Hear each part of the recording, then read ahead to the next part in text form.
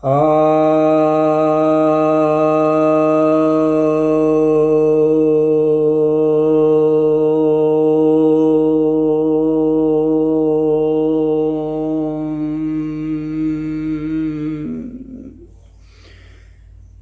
भक्तजनों को सप्रेम नमन।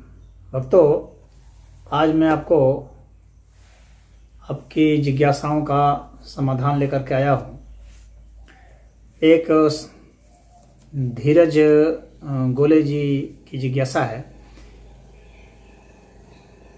क्या हमारे ग्रंथों में पैगंबर मोहम्मद और ईसा मसीह के बारे में कोई रेफरेंस है?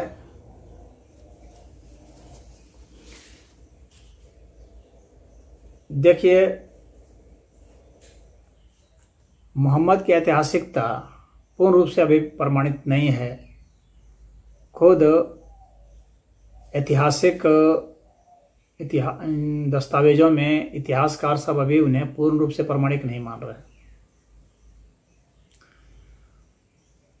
और इस्लामिक दस्तावेज से भी अभी 100% नहीं पूछा गया है कि मोहम्मद नाम के कोई व्यक्ति थे ही। उनके स्कॉलर में भी बहुत सारे मतभेद हैं कि थे या नहीं थे। लेकिन अगर वे थे भी, जिसके कि चांसेस बहुत कम हैं, तो उनका रेफरेंस सनातन धर्म में होने का कोई मतलब ही नहीं होता है।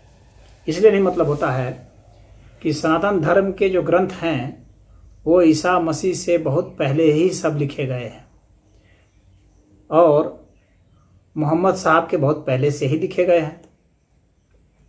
तो उनका होने का कोई मतलब यहाँ बनता ही नहीं है। ईसा मसीह से ईस्वी की शुरुआत होती है और सनातन धर्म के सारे ग्रंथ जो हैं वो इसके पहले के ही हैं। उसके बाद के जो ग्रंथ हैं वे मिलावटी ग्रंथ माने जाते हैं। उनमें किसी ने कुछ ना कुछ मिलावट कर दी है, तो उसका होने का कोई मतलब नहीं है। तो चाहे ईसा मसीह हो चाहे मोहम्मद हो, इन सब की ऐतिहासिकता इतिहासकारों की नज़र में ही संदिग्ध है। इतिहासकार तो यह कहते हैं कि ईसा मसीह आज तक कभी हुए ही नहीं।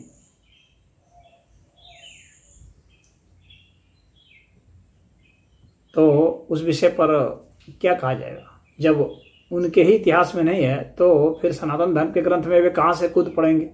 उनका रेफरेंस कहाँ से आएगा? कुछ लोग कहते हैं कि ईसा मसीह जो वहाँ से यहाँ आए, भारत आए और यहाँ पर कुछ प्रैक्टिस किए, फिर यहाँ से वहाँ गए। ये सब कहानियाँ हैं, इन सब का कोई प्रमाण नहीं है।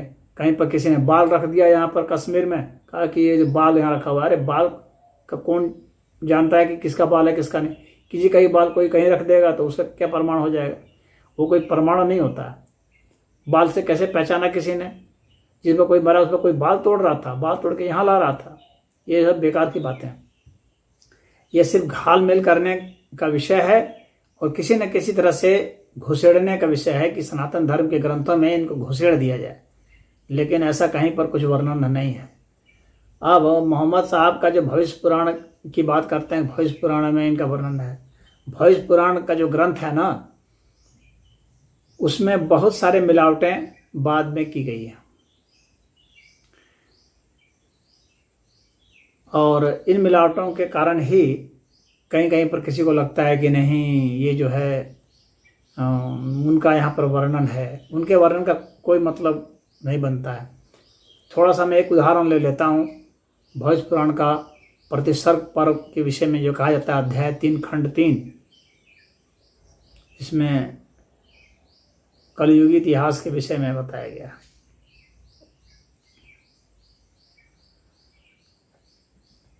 तो इसमें यह लिखा हुआ है कि लिंगच्छेदे शिखाहीनः समस्त्रुधारी सदूषकः उच्चालापी सरभक्षी भविष्यति जनो मम विना कौलं च पश्वस्तेषां भक्षया मतामं मुसलेनेव संस्कारः कुसेरीव भविष्यति। तस्मान मुशलवंतो ही जातयो धर्मदूषकः इति पैसाच धर्मस्य भविष्यति मया कृतः।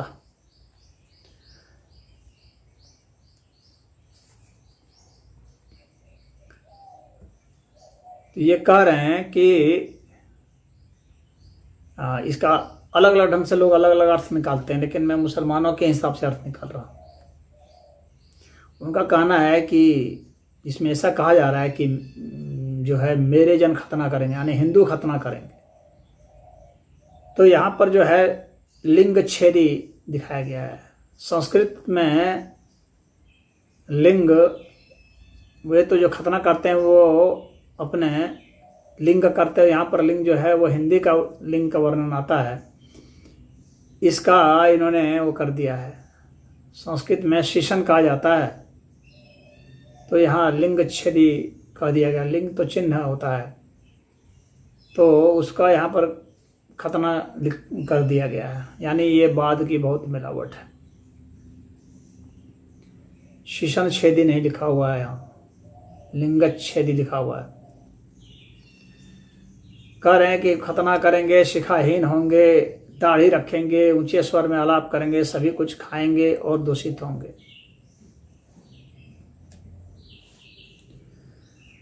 मंत्र से पवित्र किए बिना पशु मांस का भक्षण करेंगे। इस प्रकार मेरे मत के अनुसार मुस्लिम संस्कार होगा अनुयायियों का।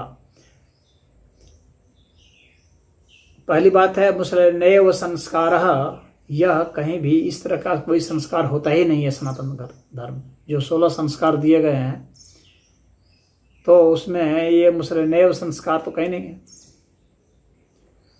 कुछ ब्राह्मणों में 25 संस्कारों का वर्णन है, तो उनमें भी यह संस्कार नहीं, इस नाम का कोई संस्कार होता ही नहीं है। तो ये साफ साफ बात है कि ये जो है मिलावट है, ये मामला है बहुत। जब मुस्लिम सब यहाँ पर आ गए, उनका राज हो गया, तो कुछ जिनको कुछ ब्राह्मणों को इन सबको बदलवा दिया गया, धर्म परिवर्तन करा दिया गया, जो जबरदस्ती से या लालच देके या जैसे भी, तो उन लोगों को प्रेरित किया गया कि कुछ इस तरह से करो कि तुम लोग के बाकी लोग जो हैं वो किसी तरह से धर्म बदल लें। तो उन लोगों ने इस तरह का ड्रामा कर दिया। तो उन लोगों का ये सब खेल हो गया, या उनमें से ही मुस्लिम में से ही कुछ लोगों ने यहाँ के धर्म ग्रंथों का अध्ययन शुरू किया। उनमें से ही कुछ विद्वान हुए और उन लोगों ने क्या किया कि यह घालमेल शुरू किया हिंदुओं का धर्म परिवर्तन कराने के लिए, क्योंकि वे काफ़ी अल्प मात्रा में थे, यहाँ पर बहुत कम संख्या उनकी थी, और इतने बड़े भूभाग पर जो कि बहुत बहुसंख्यक लगभग 99.9% जो थे यहाँ पर हिंदू थे। तो उनको बदलने के लिए सारा प्रयास किया गया। कुछ मान लीजिए यहाँ मैं बौद्धों को भी इसमें शामिल कर रहा हूँ और जैनियों को भी, ये सारे जो है हिंदू ही हैं, भिन्न संप्रदाय है लेकिन हिंदू ही हैं। तो इनको जो है बदलने की कोशिश की गई, तो इसके लिए ये सब सारे ड्रामे रचे गए। तो ये सब जो है इनके बहकावे में आने की ज़रूरत नहीं है। उन्हीं से मुसलमान यानी पवित्र धर्म होगा, और मेरे द्वारा एक जब वो दूषित ही हो जाएंगे फिर पवित्र धर्म कहाँ से हो गया? जब यहाँ लिखा है कि वो दूषित हो जाएंगे फिर वो पवित्र धर्म कहाँ से हो गया? इस्लाम पवित्र धर्म कहाँ है? इस्लाम में सब दूषित है, और यहाँ का सनातन धर्म सारे पवित्र रहा है। इससे बेहतर कोई धर्म ही नहीं हुआ, कोई शास्त्रार्थ कभी किया ही नहीं। इस तरह का बवाल करने से क्या मतलब? यहाँ सनातन धर्म में इस तरह की बात कहीं है? अगर ऐसी बात होती तो पहली बात है कि वेद में क्यों नहीं है, उपनिषद में क्यों नहीं है, गीता में क्यों नहीं है? जो सनातन धर्म के मूल ग्रंथ हैं, ये सब पुराण धुराण बाद में जो है उसमें ऐड कर दिया गया है। जो सनातन धर्म का श्रेष्ठ ग्रंथ है उसमें कहीं कोई मिलावट नहीं है, और उनमें जो बात लिखी गई है वही पवित्र है, वही शुद्ध है, और वही सनातन के लिए मार्गदर्शन का काम करता है, और उसी की बात माननी चाहिए। बाद में तो बहुत सारे लोग बहुत तरह की बातें लिखते हैं, स्मृतियां कितने लोग लिख देते हैं। पुराणों में बहुत सारी मिलावटें बाद में हो गई हैं, बहुत बाद के हैं। उसमें तो बहुत सारे अकबर तक का जिक्र है भविष्य पुराण में। जब अकबर का जिक्र है इसका मतलब वो अकबर कालीन ग्रंथ है, या अकबर के समय में उसमें कुछ डाल दिया गया तभी तो उसमें जिक्र आ गया। तो पहले जो भविष्य पुराण रहा होगा उसमें कुछ इसमें ऐड कर दिए इन लोगों ने, और इस तरह से वो जुड़ता चला गया। तो मुगल राजाओं का उसमें वर्णन होने का क्या मतलब है सनातन धर्म के ग्रंथ में, वो कैसे आएगा? और अगर है तो इसका मतलब है कि वो उस काल का है। इतिहास तो उसको इसी नज़र से देखेगा। इतिहास इस नज़र से कभी नहीं देखेगा कि कोई बैठा हुआ है और कह रहा है कि आगे ऐसा होगा, वैसा होगा, वैसा होगा। अगर उसमें लिखा हुआ है या तो इसका मतलब ये उसी समय का है, जिस समय का वह रेफरेंस दे रहा है।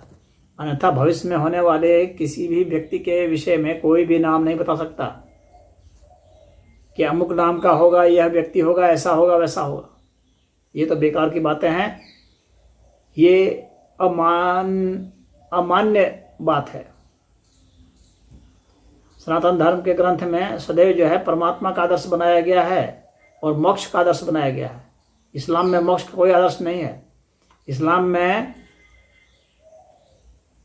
खूब जो नमाज पढ़ेगा वो अधिक से अधिक क्या बनेगा, वो जन्नत में जाएगा और वहाँ जाके क्या करेगा, सेक्स करेगा बड़ी बड़ी हुरों के साथ, सुंदर सुंदर स्त्रियों के साथ। यही उनका आदर्श है, यही गंदगी है। तो ये पवित्र धर्म कहाँ से हो गया? एक सेक्स करने के सिवा है और वहाँ बढ़िया बढ़िया खाने के सिवा है और वहाँ पर कुछ भी नहीं है उनका। तो ऐसा प्रदूषित दिमाग वाला व्यक्ति जो है अपने जन्नत की भी रचना करता है तो ऐसा करता है। इसी के लिए वे कितने कितने को मार रहे हैं, पीट रहे हैं, स्वयं को भी मार दे रहे हैं, बम से उड़ा ले रहे हैं। तो इस तरह के जो ग्रंथ हैं, जो सिद्धांत है, जो संप्रदाय है या धर्म जिसको वे मान रहे हैं, धर्म तो कहा नहीं जाएगा, संप्रदाय या दीन कह लीजिए, एक व्यवस्था है, दीन है उनका, तो वो तो खुद ही दूषित है। तो वो किसी को कैसे शुद्ध बनाएगा? उसमें तो खाली दूषण ही दूषण है। यहाँ जब तक धरती में रहेंगे तब तक ही कुकर्म ही करेंगे, मारेंगे, पीटेंगे, बलात्कार करेंगे, लूट करेंगे, कसौट करेंगे, दूसरे को सताएंगे, डराएंगे, धमकाएंगे। और जब यहाँ से प्रयाण करेंगे तो जहन्नम में जाएंगे जहाँ काफ़ी तकलीफ है, और अगर जन्नत में भी गए तो वहाँ सेक्स के सिवा उनके पास और क्या है, जो खुद ही प्रॉब्लमेटिक है। कई कई वहाँ औरतों के साथ करेंगे तो वो उनका दिमाग बस अधिक से अधिक उड़ान यहीं तक भर पाया, सेक्स तक। तो इसके होने का कोई मतलब नहीं है। ऐसे बहकावे मत आइए। ये सब फिजूल लोग हैं जो मुख्य एजेंडा चला रहे हैं धर्मांतरण का। उनका एजेंडा धर्मांतरण का है और कुछ नहीं एजेंडा है।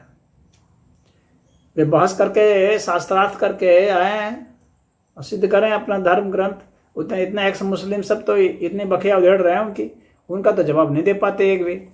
तो कहाँ से अपने को वो करते हैं? वही हाल ईसाई मत का है, थोड़ा सा बेहतर है, थोड़ी गंदगी कम है, लेकिन मारपीट तो उसमें भी है, अश्लीलता उसमें भी है, उनके धर्म ग्रंथ में है। और उसको वहाँ प्रमोट किया गया है। यहाँ पर तो ऐसा प्रमोशन नहीं किया गया है। उनका बस वही जन्नत ही है, उनके लिए भी अधिक से अधिक। वहाँ वे रख करके क्या करेंगे? ये भी रख करके वही करेंगे। तो वैसे लोगों के बारे में इसमें जिक्र होने का कोई मतलब नहीं है। जो शब्द ईशा आया है उपनिषद में, ओम ईशावास्यम इदम सर्वम, तो यहाँ पर जो ईशा है वह ईश्वर को कहा जाता है। और ये जो ईशा कहते हैं, ये तो चूँकि सनातन धर्म बहुत प्रचलित था तो वहाँ से उन लोगों ने उसको ले लिया होगा। ईश जो है वह ईश्वर को कहा जाता है, तो उसको उन्होंने ले करके ऐड कर लिया उसको। तो वे लोग जीसस कहते थे, तो ईसस जो है जीसस बन गया। तो ये हाल फिलहाल का ग्रंथ है, हाल फिलहाल का उनका जन्म है। तो सनातन धर्म के ग्रंथ में उसका होने का क्या मतलब है? उपनिषद में क्या मतलब है? उपनिषद काल में ईसा मसीह थे क्या? उपनिषद काल में तो ईसा मसीह थे नहीं। वह तो उपनिषद काल से 1500 वर्ष पुराना जो माना जाता है उपनिषद का रचनाकार, तो वहाँ पर होने का क्या मतलब है? सनातन धर्म को जिस समय सनातन धर्म था उस समय ये सब कोई भी धर्म नहीं थे जो आज लोकप्रिय धर्म है। न यहूदी थे, न ईसाई थे, न मुस्लिम थे,